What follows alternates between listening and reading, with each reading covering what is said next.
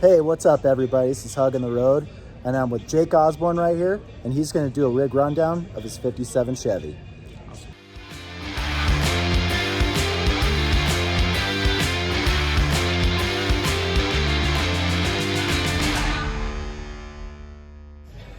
So Jake, kind of give us a rundown of this 57 Chevy a little bit. So I bought it from a local car guy here in Spokane, and there's the original picture of it when I bought it. And I put it together for my dad and I, and he's gonna drive it. So what made you want to choose a 57 Chevy? Was it like your favorite of yours? Yeah, your we've had dad's? them forever. My dad's always wanted one and been trying to chase one forever, and it finally panned out. Just took a long time. Nice. And what part of Washington did you find that? It's Deer Park, so Deer it's Park. Eastern Washington. Okay.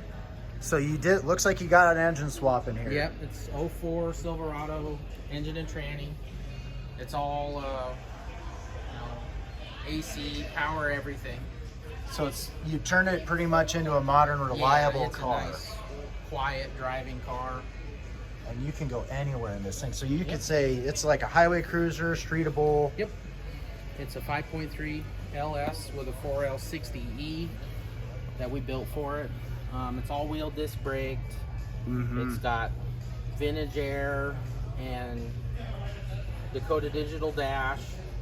Yeah, good choice on the wheels and tires. Yeah, I'm a sucker for American racing wheels. They fit this car perfectly. I built this car out of 3 different cars. Okay.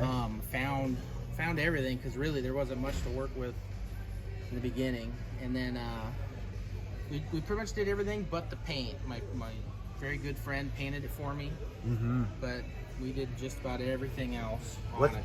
What's the paint color called? It's called Laurel Green. It's the original color. Oh, nice. This car's the way it came, except the top is lighter than the original color. It was a little bit too yellow. You can see some of that gold flake a little bit. Oh in yeah, there. it's got a lot of gold pearl in it. Hopefully the video kind of gives it a little justice, because in person it is just outstanding. And then, you know, I pretty much changed everything from the belt line down on this car. Quarters, floors, rockers. Wow. I built. And I always tell people this is just like the face of the 50s, pretty much. Right, like when it really is. These are so iconic and you think harder of, to find now, you know. Oh, definitely, they're coming up. I mean, I love. It took me a long time to figure out the difference between 55, 56, 57.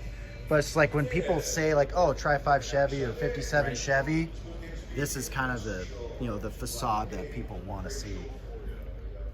And you even got the 7-Up cooler right there. Couple of cold ones for the road. The license plate, a buddy of mine was digging and he found it. Oh, wow. And so gave it to me. So Jake, what kind of advice do you have for somebody wanting to get into old classic cars? Hunt for them, search for them, save up your money, and there's nothing wrong with buying something that is, you know, very rusty or anything like that. Just dig in. It's not, you know, I've never done anything this level before, and I just started. And you said it took you about 5 years, About right? 5 years to put this car together. Yeah. So always just usually ask for help. Absolutely. Yeah.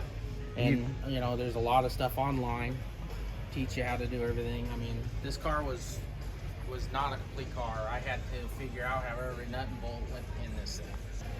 Well, Jake, I really appreciate you helping me with everything and doing a good rig rundown. And yeah, thanks for your time. Thank you.